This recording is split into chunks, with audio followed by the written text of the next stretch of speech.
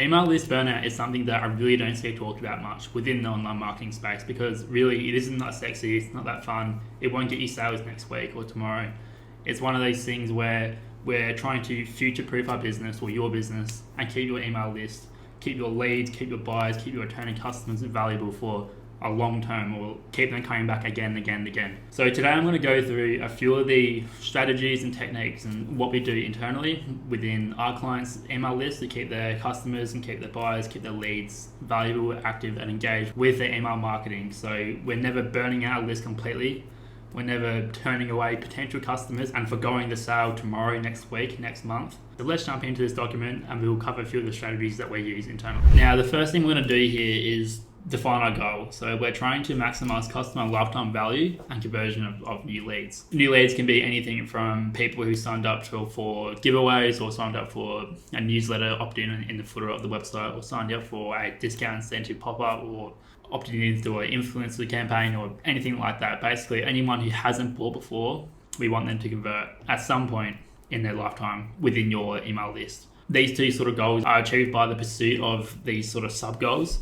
So we want to keep subscribers actively reading / consuming the email marketing consistently, or if not, or hopefully more over time. We want to reduce the churn of leads and buyers within the email marketing. So we don't want their leads and buyers unsubscribing from the email list. And we'll do as much as we can to mitigate that, but there's always going to be some churn. So don't expect there to be zero churn, but our goal is to try and reduce that as much as possible. Next is being patient with lead conversion. So we're not trying to convert leads as soon as they fall into the business or as soon as they enter the business necessarily. A lot of times we see businesses or brands take a very direct response type of approach to converting leads, where it's the whole sort of buy or die sequence as soon as they enter the business, where within the first 7, 14, 21, 30 days, they either will buy or unsubscribe from the list because they're sending them a ton of emails within that initial time period, and they're all focused on selling, promo, selling, urgency, scarcity, whatever. They're using every trick in the book they have to get a lead to buy within the first 30 odd days.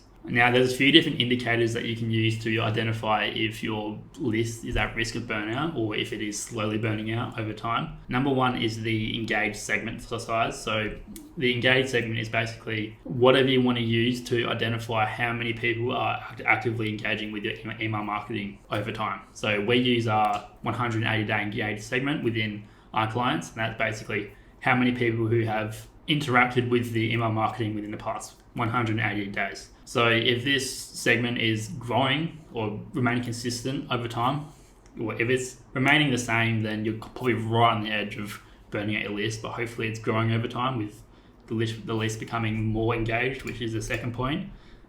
When it comes to looking at engagement, I look less so at the percentages of click-throughs and opens, but more so at the total amounts of click-throughs and opens. Because especially if you're sending to different segment sizes and different unique segments of the list within different campaigns, or basically if you change how you target people in any way, then the click-through rates and open rates will fluctuate and vary. So the total amounts of opens and click-throughs is something that is a bit more indicative of what's actually happening. So how many people are consistently clicking through to the website from your email marketing is a good sort of metric to look at. Next is the rolling revenue. So we like to look at the rolling 90 days, especially attributed email marketing revenue for our clients. So this is basically how much revenue has come in from email marketing in the past 90 days. And when you check this every week, 2 weeks, whatever, you'll get a good understanding of, is the amount of revenue that your email marketing bringing in increasing or decreasing, to get a good understanding of how your email marketing is doing as a whole,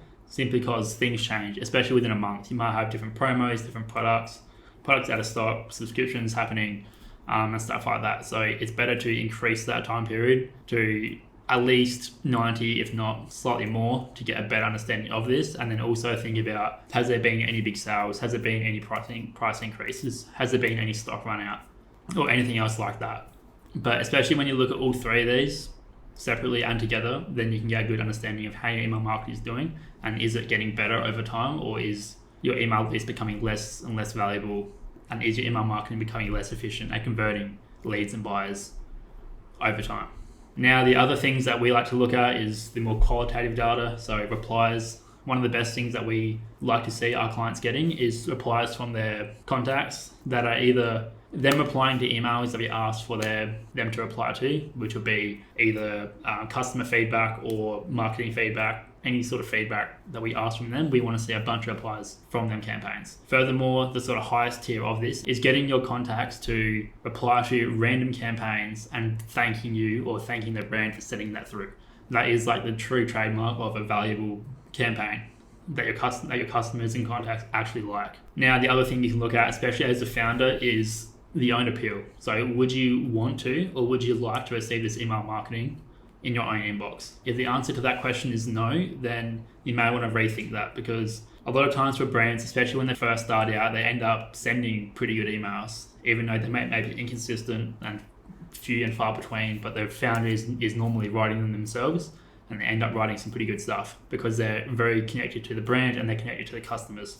And so they start to delegate it off and give it to different agencies and stuff like that. Sometimes, slowly but surely, it strays from the brand and you end up sending things that don't align with the founder and don't align with the brand or the customers. Now, next is a concept that we use internally as the main sort of meta strategy for maintaining email lists. So it's the emotional bank account idea. So this comes from the book, The 7 Habits of Highly Effective People by Stephen Covey. But it is a concept that he uses to explain how to keep and build trust within relationships, which is basically how to maintain or keep relationships with people.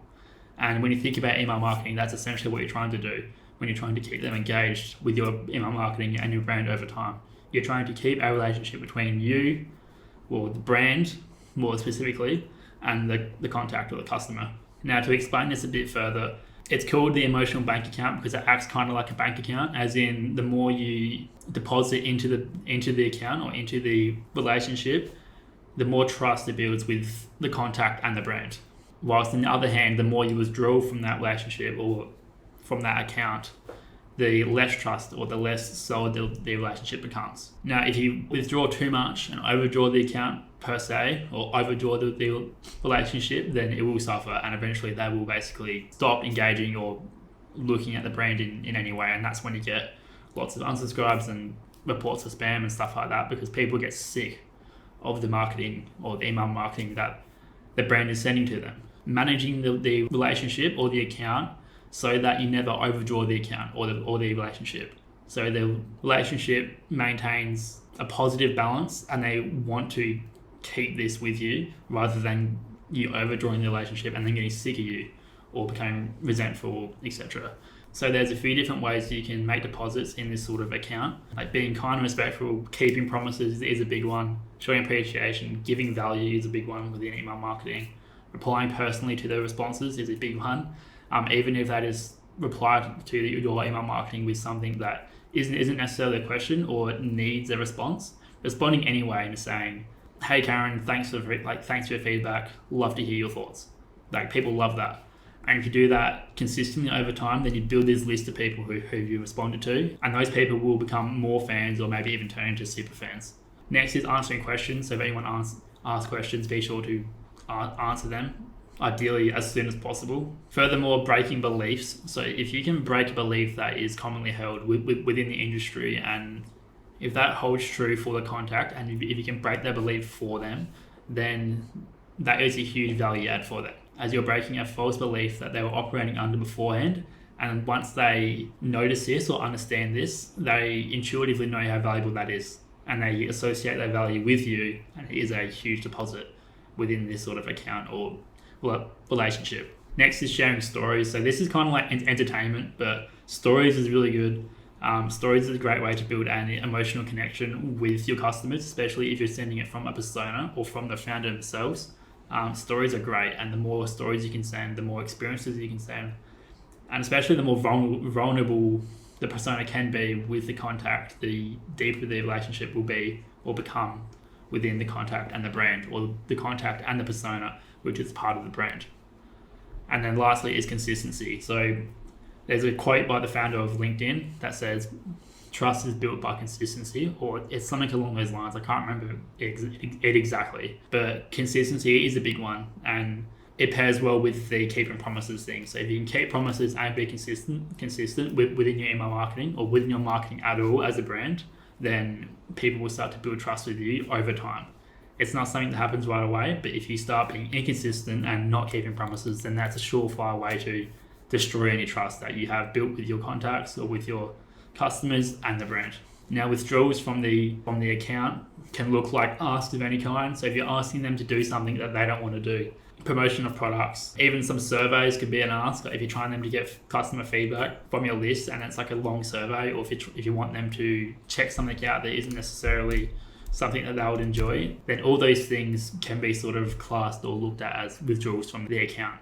And lastly, inconsistency or inactivity is a great way to erode any trust or any relationship that you build up with the contact or with the person. It's kind of like compounding interest, but in the opposite way. Like it's like negative compound interest the longer you are inactive or inconsistent as a brand. Now, keeping track of this is something that I used to do a lot more tightly. There's a study that I can't remember who exactly said it. It was either Alex or Layla Hormozi, but they talked about an experiment where it was a social experiment where they had a group of people and they basically tested to see who would get the most overall over the study with different sort of increments of giving versus taking. So for example, one person would give 1 out of 10 times and then ask the other 9, and then one person would give 10 out of 10 times and never ask, and then there was a whole sort of spectrum from 1 to 10. Now the results from that study said that, at least from what I heard, the person who gave 8 out of 10 times and then asked the other 2 received the most overall over the experiment. I mentioned this to iterate that you'll benefit more as a brand if you give more than you ask. So in the spirit of this, ideally we like to send value or give 2 to 3 times more often than we're asking from the email list or from the contacts. Now, I used to even track this like very consistently with our clients, and would have I would make this sheet that would tell me what the balance, quote unquote, of the list was, where within each email campaign I would associate a value to that campaign, whether it was giving or withdrawing from the account. And you'll see here it would give, take, take. And the ones that were 0, that were neutral, were ones that would give and take within the one email. So it wouldn't be a net positive or a net negative. It was all, it balanced out over the email. But by doing this, I was able to see what the balance of their list was, and when they were primed, or when they were the most ready to receive, or when a promotion would do the most. So the higher that balance was, the idea is the better a promotion would do, because we've built a stronger relationship with them, and the people are more likely to A, engage with the marketing that we send them, and then B, trust what we're saying, which is a big thing. Now, I don't do this anymore because we over-index so much towards giving compared to taking that it's not something that we need to track specifically. We just give basically all we can, anything that's valuable, we give to them, and we keep giving them different versions of it, so that we never come close to this balance falling into the negative or overdrawing the account. One thing to mention with this is there's a recency bias when it comes to your contacts and this whole idea, as in they'll remember more what you sent recently compared to what you sent 2-3 months ago. So with this in mind, even though this balance might be positive, if you're exactly tracking it like this, if the last 10 emails you've sent have been promotions, then that recency bias will kick in, and the sort of current balance will not be positive, and it'll be actually negative, and that's where you can burn out the list yet again. Now, when it comes to sending value, which is one way to build the relationship with your contacts, a lot of people don't actually send quote unquote value. They send things that they think is valuable, but the contacts of the clients don't actually care about. So a great way to figure out what your contacts actually want, or what is actually valuable to them, is to ask them. This is called gathering zero-party data, which is just data from your contacts themselves. So ask them within campaigns, what are you struggling with? What issues are you facing? What interests do you have? What frustrations are you facing? Do you have any questions about the products or the niche? And then that would give you a good understanding of what are the actual topics or the subtopics within your niche or within your brand that they are most focused on.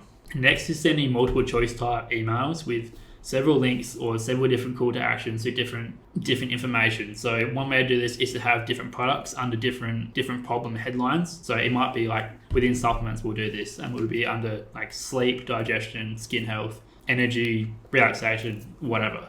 By having multiple different options like this within the marketing, we can go in after and see which links or which call to actions got the most engagement, because essentially what's happening is the contacts are self-selecting what is most important to them with their clicks. So the data that we get from these type of campaigns will tell us exactly what is the most popular topics or the most widely held problems within the email list, and then we'll focus on them. And then next is engagement. So if you see certain topics or certain products perform better or get more engagement compared to the others, then you'll know that this is the topic, this is the product that people are most aligned with or are focusing on the most at the moment. So it's something that you should be sending more of. Now, once you have an idea of what's actually valuable to your list, is send as much of that as possible until either the engagement drops and then switch to another topic, or you run out of valuable stuff to send. Now, the last sort of thing here I want to cover is balancing how much to promote versus how much to give value. Now, again, we are always over-indexed towards giving value, which means for every one promotion email/email block, we'll send 2 to 3 content/value emails/email blocks. So I say blocks because within one email, there might be a promotion segment and a content segment or a value segment. Or it could be an entire promotion email and then entire content emails. So we're always sending 2 to 3 times more content/value than we are promotion, or than we are sending any emails that may be looked at or classed as a withdrawal from the contact's emotional bank account. Now, we do this and we over-index this much simply because not everyone opens every email you send. And that's something a lot of people forget about. Some people may open every second or every third email, and if you're sending like a 1-to-1 ratio of content to promotion, then it's very easy for people to miss or skip the content parts or the content emails and end up just only looking at and seeing promotion emails and campaigns from your brand, because really all that matters is their perception and what they see rather than what you send. And that's something that you really need to think about and consider within your email marketing, because not everyone's going to see everything you send. So be sure to consider that. Now, we do this because there's no real downside to sending too much value. If you send too much value and you send too many emails that the contacts enjoy and they want to receive, what's going to happen? As long as you're still getting enough sales or still promoting efficiently enough and often enough, then spending the rest of your marketing efforts on sending really cool stuff or stuff that they find really valuable will only help the brand out. Your contacts will start to associate your brand with sending cool stuff. Or maybe they will start sharing it with friends and telling people to subscribe to this brand's email list because they send really cool things and they send really valuable things. We've all heard this before from friends, especially back in the day. I feel like this is something that was more widely done in the past 10, 15 years compared to the past 5 years. When you think of specific influencer email lists, like Tim Ferriss was a great one. His email list was really valuable back in the day, and I got recommended to join that a few times. But people like this, when they send enough cool stuff or send enough valuable stuff, people start sharing it with their friends, and then it becomes a positive feedback loop of people sharing it with their friends and them sharing it with their friends and whatnot. And essentially it's free marketing or free advertising. Now, there's a few considerations that we think about when it comes to list burnout, and especially when it comes to when we're trying to diagnose if a list is burning out. Now, the number one thing we look at is email deliverability. So something that can easily explain email engagement, segment size, or email engaged segment size, and email revenue decreasing is email deliverability. So if the email deliverability for the brand is suffering, then all 3 of those things will decrease. And it may seem like the list is burning out, but in fact it's just this one thing.